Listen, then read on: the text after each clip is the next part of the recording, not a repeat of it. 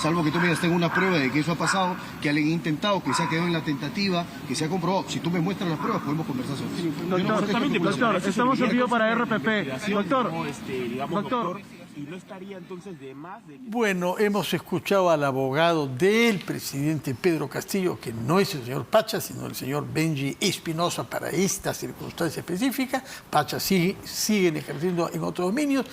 Y queremos conocer lo que piensa la también abogada Marisol Perestello, con una particularidad y que presumo que ha debido ser profesora. Usted que es un abogado graduado en la San Martín de Porres, así que tiene derecho a guardar silencio, ¿eh? Si es que no quiere hablar sobre un exalumno. Pero en todo caso, hay un punto básico, que es el que ha martillado esto. Lo que se está haciendo como allanamiento y como investigación de un jefe de Estado en ejercicio es violatorio de la Constitución, porque según el señor Espinosa, el artículo 117 prohíbe que el presidente pueda ser investigado. ¿Tiene o no razón sobre este punto crucial?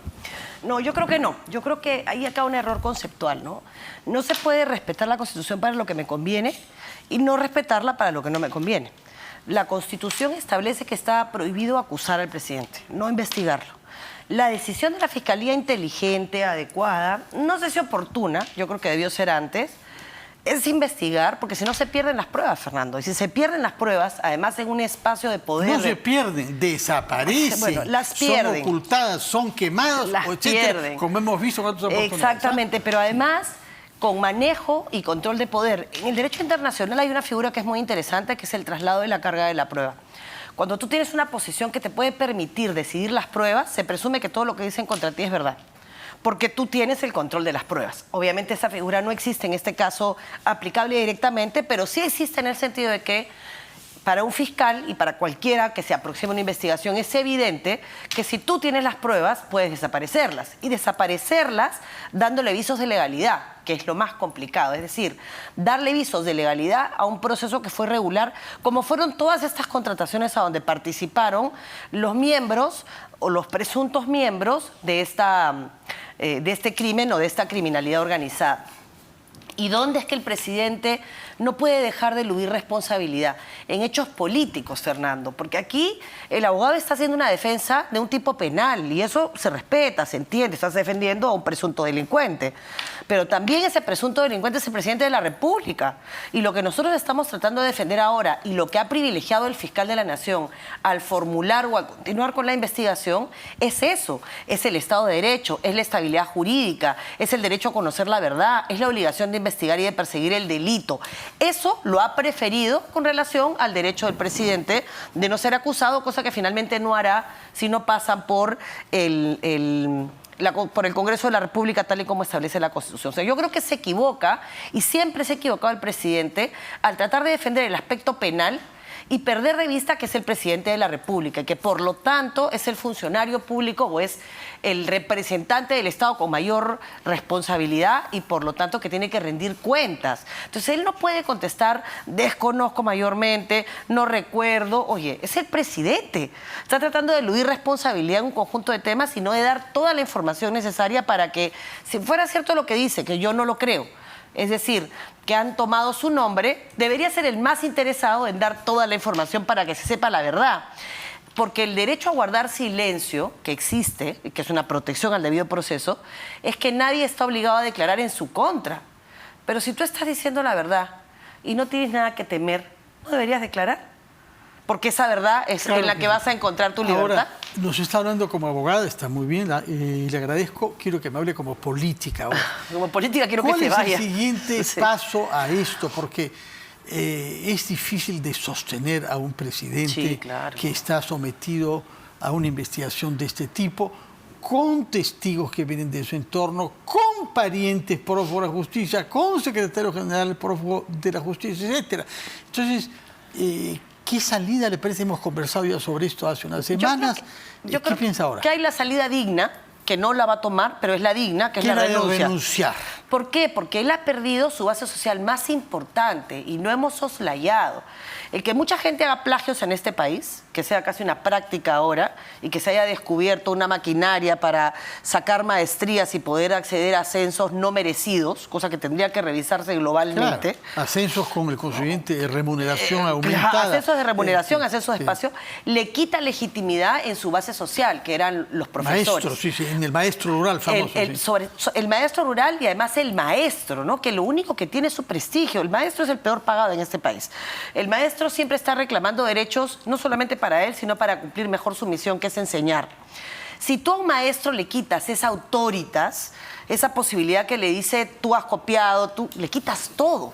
Entonces él está perdiendo sostenida y dramáticamente todo el respaldo en el magisterio, primero. Por lo tanto, su renuncia dignificaría de alguna manera el asumir responsabilidad de él y de su mujer. Parece difícil que se aventure a eso, es pedir algo hay que decírselo porque la esposa, que también va a tener responsabilidad penal en todos estos hechos, y el entorno solamente inmediato... en lo que tienen que ver con la tesis universitaria. Sí, pero es la tesis, el plagio, el ascenso, el cobro irregular. Sí. Bueno. Junto con todo eso tienes que los sobrinos están directamente implicados y que él ha mantenido de manera sostenida a personas vinculadas al primer ministro de Transporte durante todos estos meses. Sí. Si él no tuviera nada que ver y no tendría ninguna responsabilidad, ¿por qué frente a todo el clamor de quienes denunciamos que la conducta del ministro era rara, era irregular, el tema de los niños se conoce hace meses, él no hizo absolutamente nada más que cambiar los jugadores de espacio para que pueda seguir teniendo el control? Y ni siquiera habla del tema, dice que es una persecución política. Es una barbaridad. Él es una víctima de gente mala. Bueno. La técnica de victimizarse siempre ha sido un error. La primera salida, que es la renuncia, no le parece viable porque el señor debería Castillo, hacerlo, insistiré, porque creo que es el camino digno. La vacancia. La vacancia porque yo creo que no es recortar los mandatos. No, la vacancia es una figura constitucional que, si bien es cierto, no tiene el desarrollo que debiera de tener para establecer con criterio, que es una oportunidad que perdió el TC en su momento. Sí, completamente.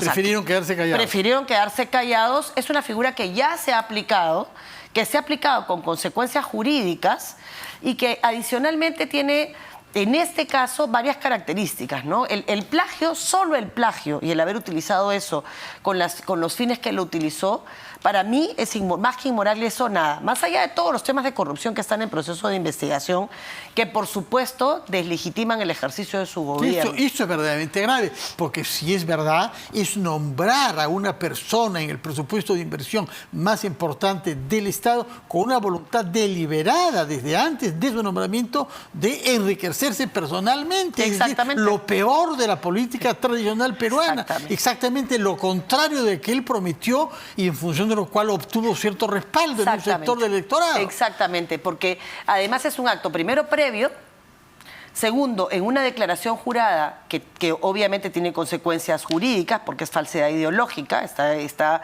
introduciendo datos falsos, y eso le ha permitido ganar ganar dinero que no le correspondía, con lo cual eso te acredita una conducta, ¿no? Sí, porque eso para mí es absolutamente inmoral. Es además la deshonestidad intelectual lo peor en una persona, más en un maestro, ¿no? Y a eso le sumas todos los componentes de su conducta como presidente, y yo creo que el supuesto de vacancia fue pensado para una situación como esta, ¿no? En la que era insostenible. Y finalmente las normas de desarrollo... Se ha usado en otras circunstancias que, digamos, tenían mucho menos gravedad, ¿no? Exactamente. O sea, ya se ha usado, ya ha surtido efectos jurídicos. No está delimitada, pero claramente no se incurriría en abuso. Ahora, no basta con que el señor Castillo deje el poder, hay que hacer reformas. ¿Cómo se van a hacer? Por supuesto. La salida de él debe implicar que también el Congreso sea sometido a una nueva elección.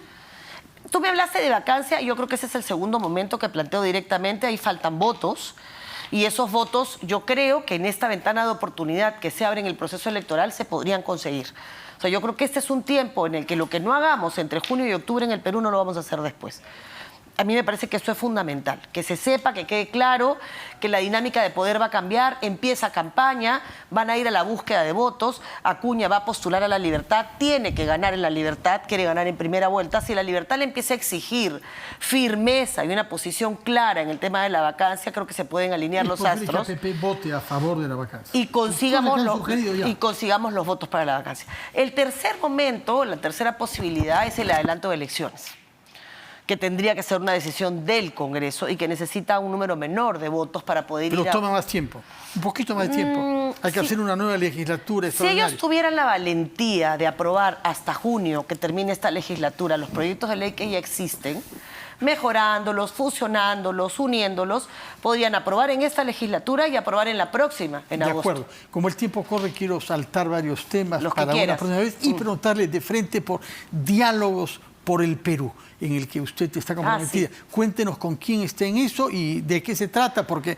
hay que darle un contenido político a los cambios. Sí. No solamente se trata de que cambien personas y reglas, ¿no? Sino tener ideas de lo que se quiere hacer por el Perú. Este es un esfuerzo de diálogo de 5 actores políticos que tenemos... seguramente nunca hemos votado igual en la mayoría de elecciones, pero que tenemos varios denominadores en común y que estamos en 2 tareas. La primera, de generar confianza. No nos conocíamos todos, entre todos. Hemos empezado esta relación ya hace más de 1 mes y medio. Tenemos reuniones bastante seguidas para discutir temas del país. El punto inicial fue generemos confianza. Estamos hablando de Jorge Nieto, Fernando Sillonis, Richard Arce y Daniel Olivares.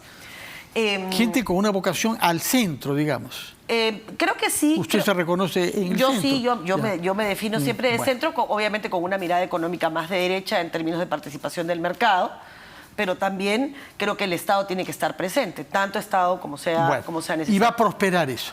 Son 5 dirigentes políticos que renuncian a su narcisismo solitario y que se piensan reunir e ir a provincias. El esfuerzo conjunto me parece que es lo más lindo que hay. Además, la decisión de renunciar si es necesario. Aquí no hay una alianza, esto no es un preacuerdo de nada. Esto es un esfuerzo conjunto por pensar y escuchar el Perú. Bueno, muchísimas gracias por decírnoslo y la próxima vez será sobre ese tema que la vamos a interrogar. Diálogos por el Perú, tiene un bello nombre por lo demás. Muchas gracias por su presencia, Marisol Perestella, muy oportuna, porque hemos podido reaccionar en vivo ante lo que ha declarado el abogado de la defensa de Pedro Castillo. Vamos a hacer una pausa y retomamos las cosas como son.